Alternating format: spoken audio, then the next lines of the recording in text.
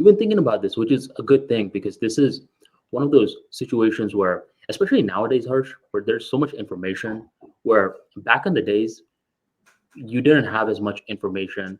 It was something that was happening behind the scenes. Now, most individuals know how to behave. It gets tricky.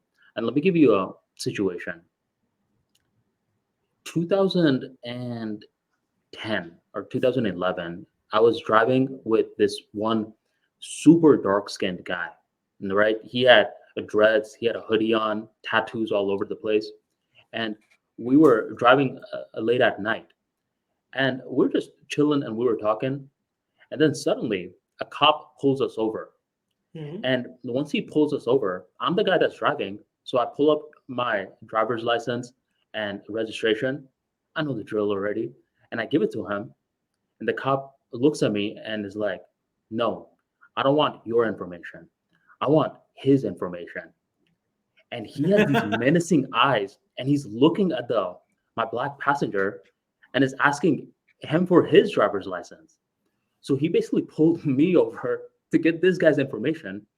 And we were shocked because, I mean, we didn't know at the time because we were 18 or 19, but that's not something that's legal. I mean, he should have asked a question like, am I being detained or what grounds of suspicion am I in? We just didn't know any better. So he gave his driver's license, and this guy was pulled him out the car, was patting him and everything. And we were so clueless because we were teenagers. And we talked a couple of years later, and this black friend of mine was saying, what that police officer did to me was not right.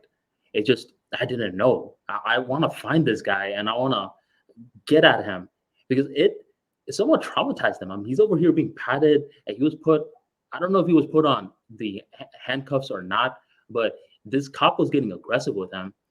And we just didn't know any better. And as more time came on by on YouTube, there's all these videos nowadays that shows police officers trying to come at a citizen unjustly, and the citizen will say stuff like, "Am I being detained?" And the cop will be like, So, so that's the question You nowadays. I have the know. power here, Pat. Yeah. So this black friend of mine nowadays knows to ask that question. Uh, Brown people, I mean, in the U.S., anytime police officers are involved, there's no funny business. So we'll quickly give the card. Um, but yeah, I mean, this is one of those situations nowadays. Just to come back to the Me Too movement, I mean, there's more information out there where waiting 20 to 30 years. I mean, you may need some time to process, but to increase your chances of getting this guy out of the street, is best to make that information known to the authorities as soon as possible. Yeah, 20, 30 years is just crazy long. Like, it's impossible to get evidence, okay? Even if there was a security camera right over you when the crime happened, 20 years later, there's going to be no footage available. So, 20 years is way too long. I will say one thing, though. It's really wrong what's happening in the US right now, where, like, if you're black, you're like, the chances of you getting searched are way higher. But I also get the police people's perspective, where if in your career you find that the majority of crimes are committed by people wearing orange shirts, and then you're looking at guys and one guy is wearing an orange shirt, are you going to have a look at that or not? You probably will. And I will say that there is maybe some element of racism, but probably also an element of, say, pattern recognition on the police's part. Okay, so they're like, okay, so these guys might are more likely to actually have some drugs or whatever, so we're going to search them more. So it's like how, who do you actually put the blame on, the police or these guys? So I don't know, but I've seen statistics from the US, and I don't know if these statistics are completely true or not, but I think like the vast majority of people in the jails in the US are black people. And the official statistic is like they commit disproportionately high amounts of crime. And I will say it has to come from the fact that like a lot of them are fatherless, right? Like earlier we were discussing, 70% of black kids born after 2014 are born to unwed mothers. So a lot of them don't have enough guidance, and the official stat says that they commit like ton more crimes than their actual percentage in the population. So there is a chance that the police people, like in their careers, notice that okay, so the vast majority of crimes are committed by this one group. So maybe we should search this group more. And this is kind of where we are, where the black people might feel like, okay, these guys are racist as hell. They're only searching us, and the police might feel like, okay, so these guys are criminal as hell, and we should search them only. So how do we know who's right? But I will say it still doesn't justify, like, It needs better so training. search someone without suspicion. Like just because someone matches, like just because someone is from a high risk community doesn't mean you get to like, stop them on the street and like pat their ass or whatever. Like that's Mhm. not how it's supposed to work. Yeah, there was this rule in New York called stop and frisk, where you think someone is suspicious, you could just pull them to the side and frisk them. And advice for both sides. I mean, police officers need to be trained better to a point where their biases aren't getting the best of them. And if you're African American, where this fraternity brother of mine, the friend, he quickly complied. If you are being hostile and aggressive and you're pushing the cop back, I mean, these guys, they may do something violent first and then ask questions later. And it's where you want to put yourself in the best position where just comply right now, and then later on, if you want to come at them with lawsuits and stuff, you do that later on. But you don't want to risk it, man, because there's a lot of these situations where the, the officers are armed and this individual is uh, resisting. And when you're resisting like that, uh, these individuals will do something and you could lose your life. You don't want to put yourself in that situation where I mean, training definitely needs to be improved. But I mean, as you're saying yourself in this case, where you're seeing both sides, where in this case, both sides are highly complex. There was this True. one time. Did you ever However, get? go ahead. No, guy. It seems like you wanted to add on to that point. I was going to transition.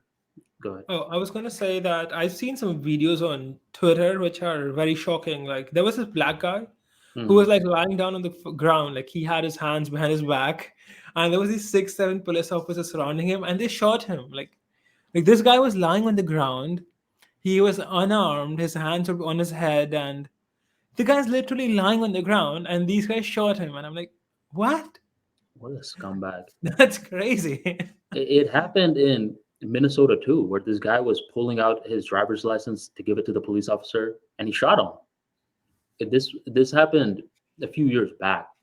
Um, no, I mean there's bad apples. There are these bad situations, especially with social media, where you could see this. Well, The there's a go ahead. I mean the brown person's philosophy is whenever brown people see police officer, we're like, we'll just give them the ID real quick. There was this one time I was at this hookah bar, and this cop just comes to me out of nowhere, and he just looks at me, and he's like, "Did you pay for that?" I'm like, "What the hell?" I was like, "Yeah, I paid for that." He's like, "How can I be sure you paid for that?" And I'm like, "Well, I literally just bought it. The hookah's name is called Armani Triple X, by the way.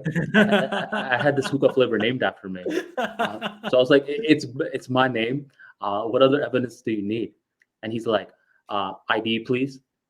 And I was so irritated, but I was just like, "All right, man, whatever."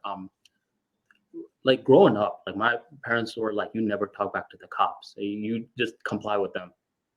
So I give him my ID, and he's like, "Walk with me." He takes me to the front, where I meet the owner. The owner is a good friend of mine, and owner's like, "Oh, no, no, that's Armani. He paid for this. You're all good." And this cop didn't even say sorry. He just says, "Okay." He gives me my ID back and leaves. I mean, that was disrespect. He's over here just accusing me for something that I didn't even do. But I didn't make a big deal out of it. I just gave him my driver's license, and it's just in our subconscious, man, where even the rudest brown guys, whenever there's a cop around, they're like, ah, no, man, we don't really mess with them like that. Just give them the information so they can go away. You guys don't bribe cops in the US, right?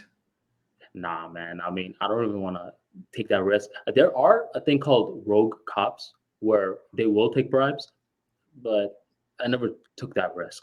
What's the standard bribe in the US? What's a what? What's the standard bribe in the US? And you got to come with some grand. You can't be like, here's $5. No, for example, let's say you break a traffic signal or something. Mm-hmm. What's the standard bribe? I don't know. You I don't don't know. even. I Okay. mean, I've never heard of someone trying to get themselves out of a bribe for a traffic stop because you might as well just pay the ticket. It's like $200, and I doubt a police officer is going to compromise their position to be bribed for $250.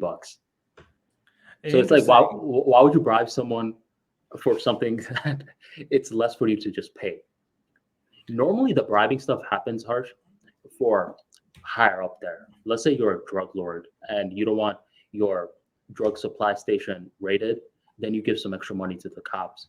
There's a show called Sons of Anarchy where one of the cops for the area is under the payroll of the gang. So that's typically the bribery that I hear about, not for traffic stops or for ordinary people like me.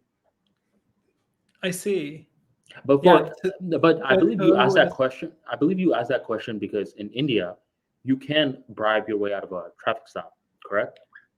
in India, it's standard practice. Like no one pays tickets. Like 99% of the time, people just bribe.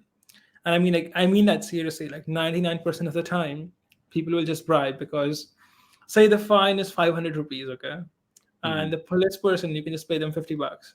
So, and you're done. So, it's like it's not a big deal at all. It isn't like a special thing. Like everyone does it in a way, you could say.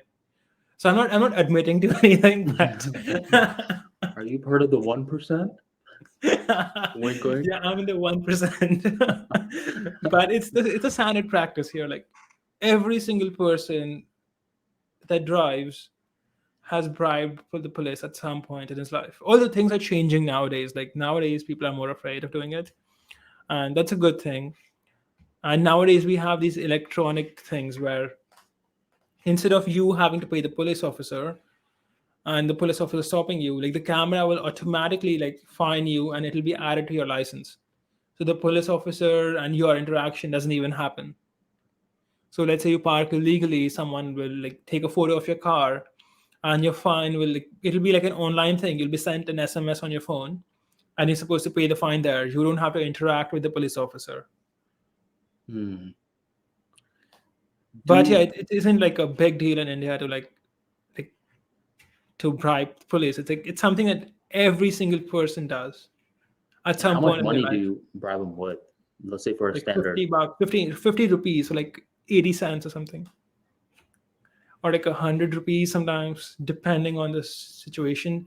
I had this one time where I was traveling, okay?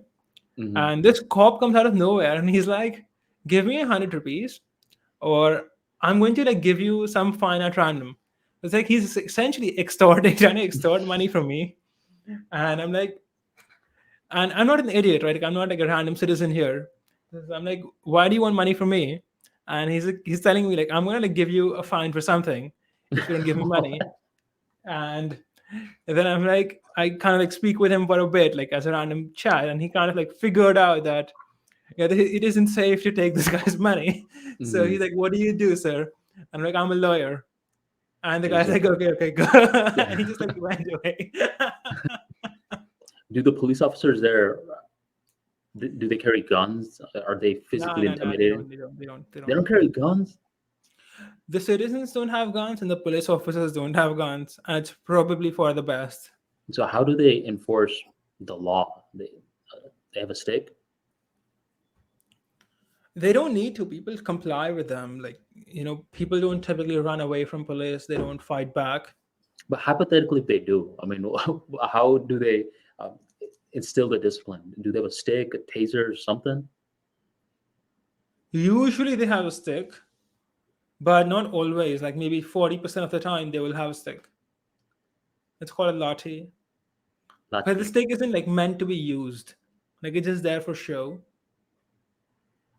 Harsh, I'm not sure if you could perceive this, but a lot of the American listeners I right know, I now, know what you mean. I know, I'm I don't think aware. they can even perceive this. So No yeah, gun? Indian police doesn't have guns. They don't have weapons usually, and yeah, India is a super compliant state for the most part. Like people will not like run away from police because I'll Are tell these you what. big Like, what's the guys? point of running away from the police when you can just bribe him? Hmm. Are they big? Are they big, intimidating presences? No, they're just fat. They're fat? Yeah, they're fat. Have a Oh yeah. look. Go on Google and search Indian police. You'll find it. India is very peaceful, right? We have very little crime, despite what Western media says. So the Oh, police don't need weapons. the police that I'm looking at are skinny. I feel like I could just push them and they'll fall. A lot of them are skinny as well. It depends on where you are, actually. It depends on where the police is. So a lot of city police is like fat, but outside of cities they are thinner. But I've only had this one weird experience with the police where this guy is like, "Okay, I'm gonna fine you if you don't pay me." Like that doesn't happen. Like that only happened to me once, and I was crossing the jungle somewhere. Hello? Yeah, so that was weird, man. Mhm. Okay, But yeah, so otherwise, no our guns, no experience, tasers. our experiences with police are night and day different. Would you say, Well, do you our guys have, police are night and day different, aren't they? our police are night and day different. That's why our experiences are so different. Yep.